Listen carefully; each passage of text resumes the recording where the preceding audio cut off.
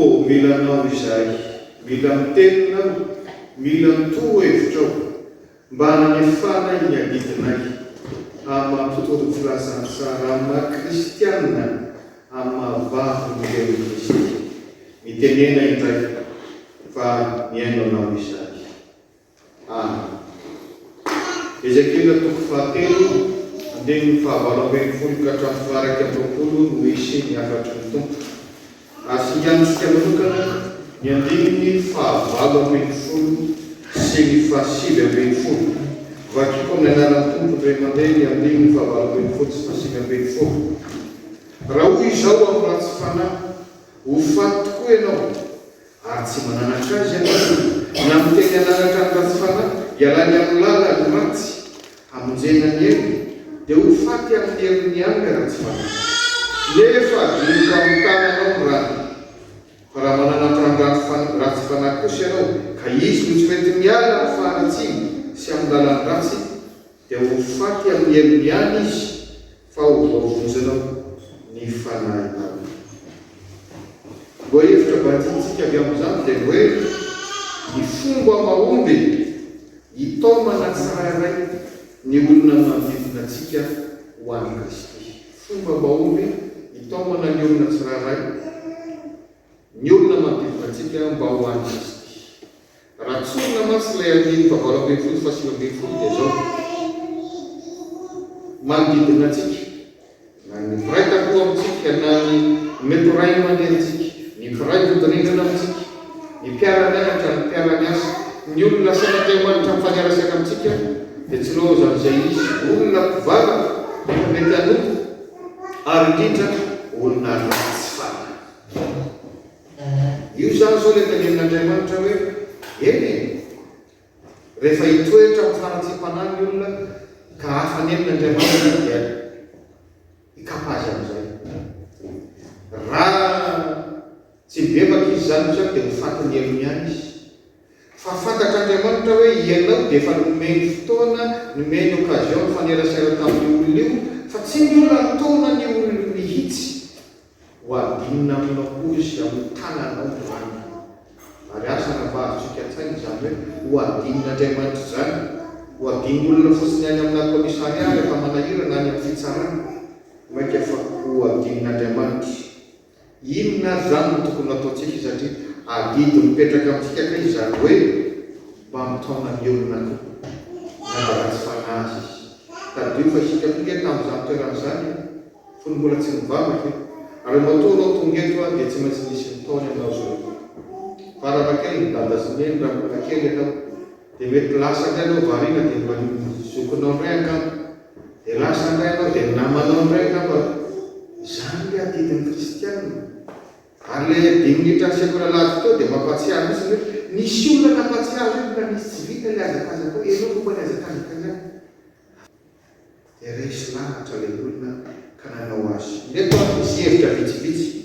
Inona no tokony ataontsika mba aizantsika mitaona ny ratsy fanahy na ny olona izay tao hoe efa mivavaka nefa atao milafafa, ahoana no tokony ataontsika? Voalohany dia zao, zay no tena fanalaity voalohany, mba honena izay olona lavitra n'Andriamanitra izy. Mba honena. Raha ny fifamalin'ny olona mpivavaka sy tsy mpivavaka indray ao amin'ny tambazotra ohatra ny hoe olona hifanozana. Fa ny toepon'Andriamanitra manoloana antsika mba azontsika famonjena dia zay honena izay na dia ratsy fanahy isika. Raha ny bokin'ny Ezekela ihany rasika Ezekela toko fahatelo amby telopolo ambin'ny faraika ambin'ny folo zao no soratra. Andriamanitra no miteny lazao aminy hoe raha velona koa aho Jehova Tompo dia tsy sitrako ny hahafatesan'ny ratsy fanahy. Tsika mantsy zay raha vao misy ratsy fanahy manao zavatra sakotra io zay ka fa ny an'Andriamanitra tsy sitrana malahelo Andriamanitra raha maty aza ny ratsy fanahy. Fa ny sitrak'Andriamanitra ny alany ratsy fanahy amin'ny lalany mba ho velona izy. Ilay fonena no mahatonga n'Andriamanitra manana an'izany fomba fijery izany. Jesoa tamin'ny andron'i Jesoa ny fiarahamonina Jesosy dia tena fiarahamonina mpanilikiliky. Raha vao manomboka hoe maty valy zay anao dia efa any ianao zay. na dia mahavehivavy anao fotsiny zany ny vehivavy sy ny ankizy zany tsy mahazo miditra ao anatin'ny lefitrano tempolo ohatran'izao fa ary amin'ny kianja. Raha voatratra ny alata fahavokana anao dia tonga dia tokantoerana miavaka mihitsy fa tsy mipetraka ao an-tanàna. Raha misy aretina mahazo anao sy ny sisa, ny mpangataka tsy mahazo miditra ao amin'ny tempolo fa hatreo amin'ny varavarana mikianja ry ihany. Fa reny voalikilika rehetra reny na dia nitezana atao anatin'izany fiarahamonina zany ara Jesosy vao nanantona azy dia zao foana no voambolana voanazy onena azy izy. Zay zany ny fanalahito voalohany. Aoka isika anahaka n'Andriamanitra, anahaka an'izao Kristy ilay anarina hoe antsika rehefa mahita olona mbola lavitra an'Andriamanitra na dia ratsy fanaza izy dia onena isika, mivavaka ho azy. Mety kiteny ratsy io, mety mamy io, fa mba onena. Zay fanalahito voalohany. Fanalahito faharoa, mety izanao midingana tsara voalohany isika. Inona moa no andrasanao amiko izy efa hoe ratsy fanahy? Averiko ihany, ny olona tsy mino an'Andriamanitra dia mora tonga amin'izany toerana ratsy fanahy zany. Ary ny olona mino an'Andriamanitra ratsy fanahy sa tsara fanahy? Ahoana ny olona mino an'Andriamanitra?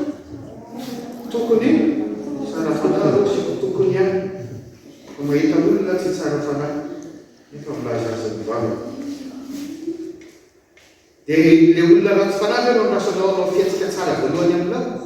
Tsika mantsy ao amin'ny fiarahamonina gasy ohatra indray misy loam-pitenenana mitaizantsika manao hoe antero kalao hoe tika zany hoe ay nanao tamintsika very tao andrefana ay tamin'ny matidaka dia tonga zareo dia zao mihitsy no jereo hoe le misy tany zao no famanenana ataonjareo dia rehefa misy maty ao aminy dia no zay izy nanao an'izay dia zay vao hoe atao koa ary mba bebe izy ve no ay efa nanao an'izao tsika zany hoe mianky ny olona manao tsara voalohany izy zay vao anao tsara. Tsy zany ny kristianina. Ka ozy anao mba ty tena ka izy raha tsy mijery akoriko na hoe izy raha tsy miarahaba voalohany akoriko. Tsy ketsaka zany. Andriamanitra dia voalaza hoe Andriamanitra dia tsara sady manao tsara. Zany le Andriamanitra zany mitafitsika amin'ny kristianina tsika. Raha misy manao ratsy atsika moa Jesosy dia valio amin'ny soa ny ratsy. Noho izany isika no tokony sa manao zavatra tsara voalohany. Tsy mijery anao mihitsy ve izy mba jereo izy fa raha sendra vao mitoko ny maso dia tonga dia any amin'ny fiarabana izy.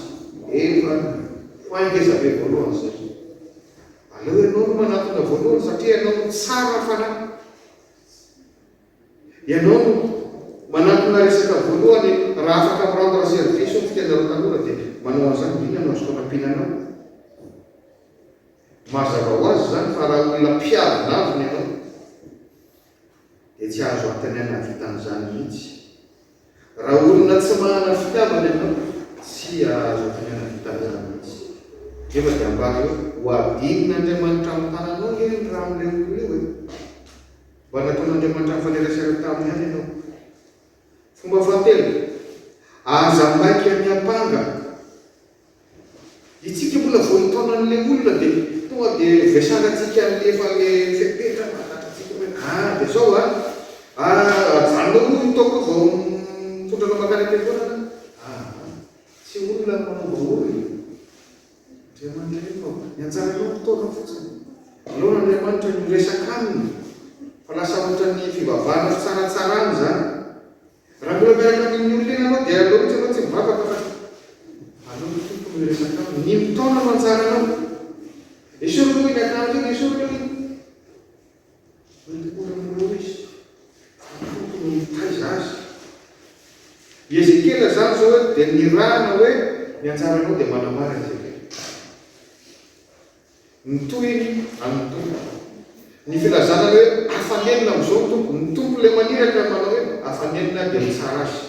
Fa ny anjaranao le Ezekela dia manambara fotsiny ihany fa tsy mitsaratsara. Zay moa fa aza maika ny ampana. Fa fomba ny sadiseo sy ny fariseo zany dia olona misy maserasera ho Jesosy. Torohevitra manaraka. Aza manao totoa afo rehefa mitaona olona. Oza totoa afo zany. Lasa ohatra ny harcèlement ny fiteny. Ny bokin'ny mpitolotelo no tompatelo amin'ny fafito dia mampianatra antsika fahendrena. Ao ny andro anginana areo natoyana, ao ny andro tenenana.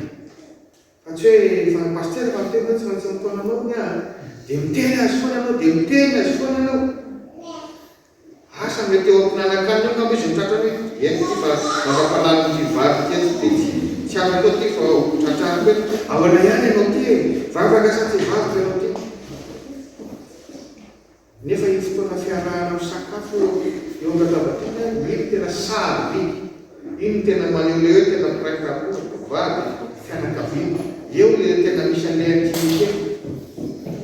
Ka raha mbola resaka iadikevitra hoe azo atao ampinanakaniny, fa finanakana zany tena fakanay, tena fifampizarana fitiavana. Raha mbola anatranatra zatao ampinanakana very hatramin'ilay fahazotokomana. Ary sady miady aminao izy no miady amin'ny alina, dia zay vao tena hoe tsy lasa hiala ao an-trano koa izy. Ka tsy hoe isaky ny tratranao dia lasa anao zany fa dia misisika averimberina foa mangakafy fahendrena avy amin'Andriamanitra. Na koa hoe isaky ny andeha varoka anao dia eny ambaravarana manao faran-telefona, andeha anao sa tsy andeha, io ndraiky anao dia andao anao adalana fotsiny miaraka aminao an'ray. Tena mila zavatra ara-panaty mivavaha amin'Andriamanitra isaky ny hoe anao tenikely anao. Tena mba homen'ny tompo anao mihitsy hoe fotoana kahaka izao no mety.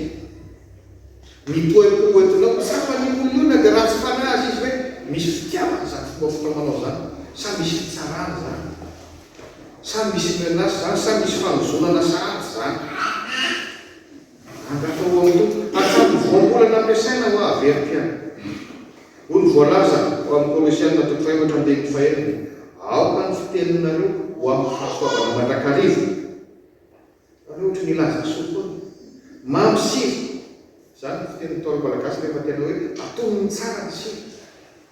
Sady tsy be siro tsy kely siro, tena mamy siro, tena misy aina. Mba ho fantatra areo izay tokony hahavamina ny olona rehetra, na dia ny fitaomana ny olona tsirairay dia tsy mitovy. Angatao zany fahendreny zany fomen'Andriamanitra. Torohevitra manaraka, aoka ny fitiavan'Andriamanitra no torinao aminy, fa tsy ny hely. Hafa ny hely tsy misy asa, ary hafa ny hely ilay afo be rehetra mandrakizay ho anotsininy rehefa tonga ny amin'ny ranolanitra. Misy olona mantsy dia tena ohatrany fampitahorana amin'ilay fitaomana. Ianao io aloha dia tena ho kila otomoto mihitsy any amin'ny fahaligny rehetra fany amin'ny elo any amin'ny tenao tsy mivavaka. Zay zany ny asa ny mba fitaomana. Mora mba ho nilevelisana ihany izy hoe menace zany le ataonao mba hahatonga azy vavaka. Ny fitiavan'Andriamanitra toriana aminy. Io baiboly manao raha tsorina ho ny mpandinika dia mitory ny fitiavan'Andriamanitra. Ary aza maika no hafaneniny ianao. Andriamantsika rehefa ataonao dia ohatrany hoe koa tena belo be, mora tezitra be ianao, nefa ianao mbola voaherinandro, voaray volana. Fangahy ianao fotoanan'Andriamanitra kely dia mahatonga antsika lasa mpivavaka eo. Vasa tena hoe ndraindray mystère. Ndraindray olona lafa tena raha ny fomba fitsarantsika olombelona dia hivavaka tsoa. Fa misy an'izany tompo, ny olona nanangana ny tompo tany atsimon'i Madagasikara lehibe ana-mpanompo sampy. Fa rehefa nisehon'Andriamanitra izy dia resy lahatra kaliam-bavò nandoro ny sampany. Ary indray lehitrerina hoe io sady tsy mifokasigara, tsy olo sahampenatra tsy mahajery vavaka. Tsy ohatry izay ilay hoe tonga dia mibebaka vetivety anjarantsika dia nitaona ihany. No hoe hafanenina tsy ianao no miteny hoe hafanenina verikeo fa Andriamanitra amin'ny tompon'izany fotoana izany. Noho izany aza manosina. Fa hoe ianao aloha dia ho maiky ny afo be any zay misy zay ny hafaran'ity. Tsy izany ny fitoriana amin'ny lazantsara.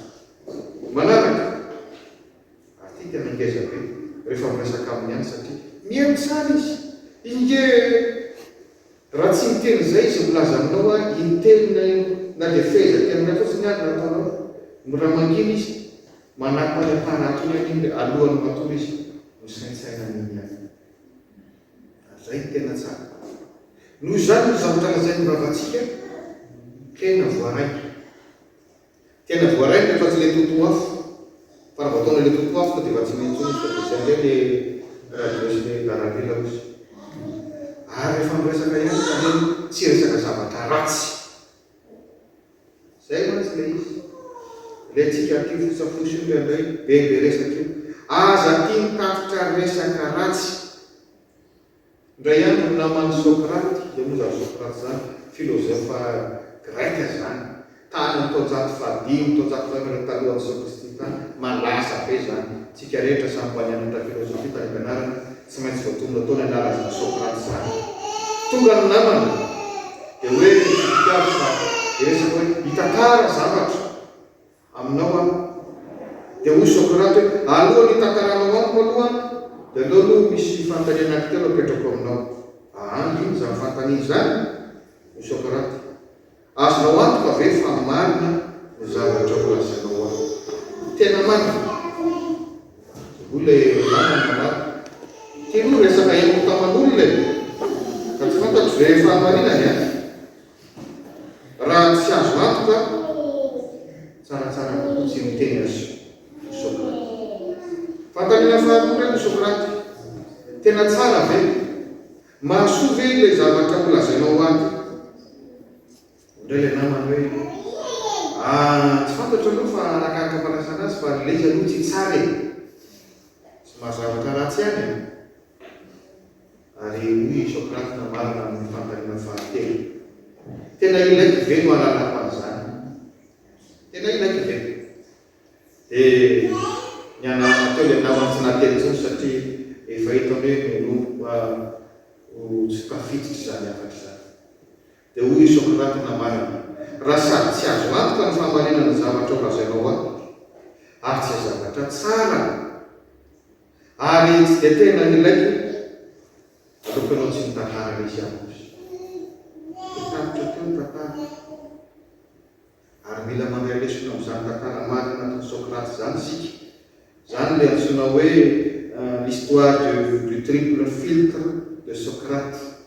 Le triple filtre sont la vérité, la bonté, l'utilité. Est-ce vrai? Est-ce bon? Est-ce bienveillant? Est-ce utile?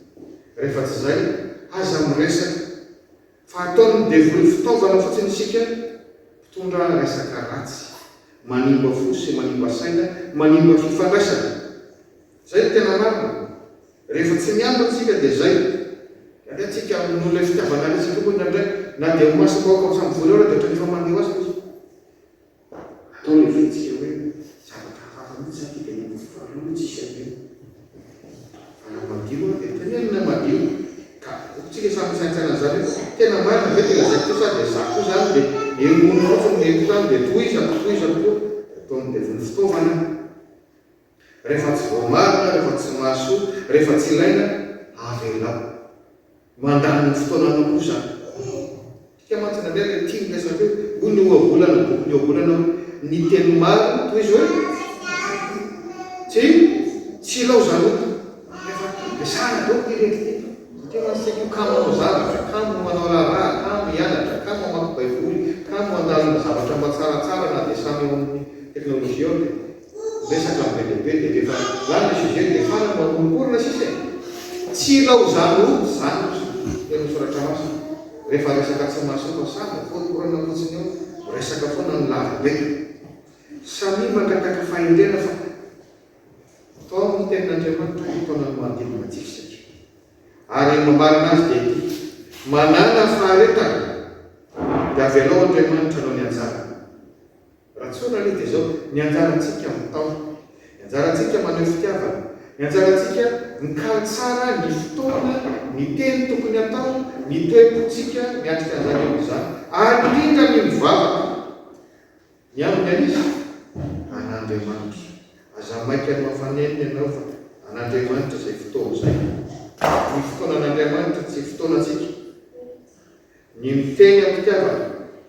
Aza maika ny anao tontolo hafa, aza maika ny tsy maintsy efa miteny za ray volana fa raha tsisy ray volana hidivako indray. Tsy izay le izy mivadika ratsy fanahy. Ianao koa zany mbola mila atao amin'Andriamanitra. rehefa mba ty amin'ny ilan'ny tsara fanahy dia mba toera amin'le tsara fanahy. Ka mazava eo amin'ny folo meloka isika raha tsy mba mitaona mihitsy ny manodidina atsika na tsara fanahy izy raha tsy fanahy raha mbola tokony misy zay fitaomana azy na nanarana azy.